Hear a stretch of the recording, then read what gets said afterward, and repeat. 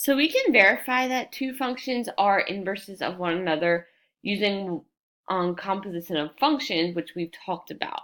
So up here in our key concept box, it mentions that functions f and g are inverses if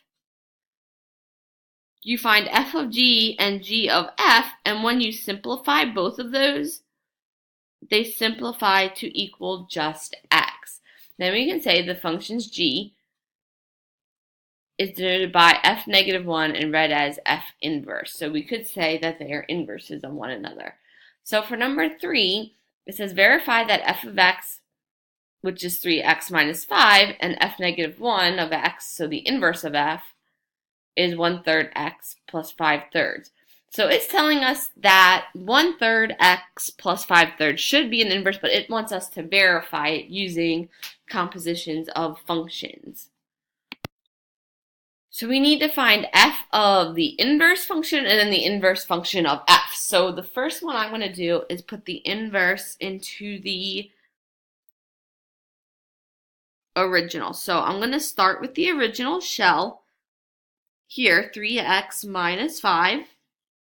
And instead of 3x minus 5, I'm going to do 3 parentheses. And in where that x is going to be 1/3 x plus 5/3. So if we simplify this, it should simplify down to equaling just x. So let's distribute our 3 inside there. And again, if it's helpful, we can make that 3/1. So the 3 just actually goes to the tops, and this will become 3 over 1 times 3. So 3/3 x plus 15/3, because 1 times 3 on the bottom. And then minus 5 is just sort of hanging out there still. So 3/3, you guys know, is just 1. So we have 1x.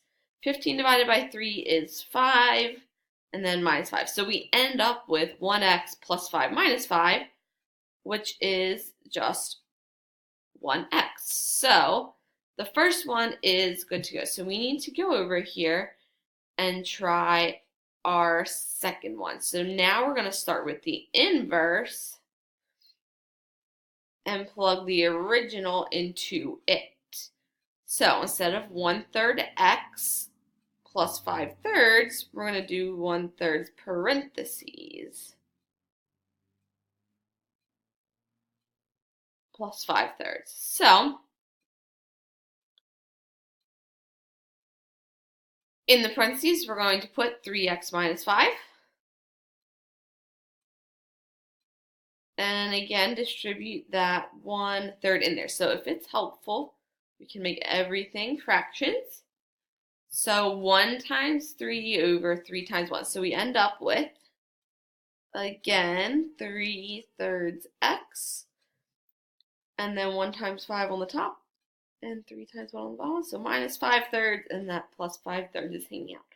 So this one also becomes just 3/3 x, which you guys know is 1x, and minus 5/3 and plus 5/3 goes away. So since both of our compositions simplified to 1x, we can say that they are functions.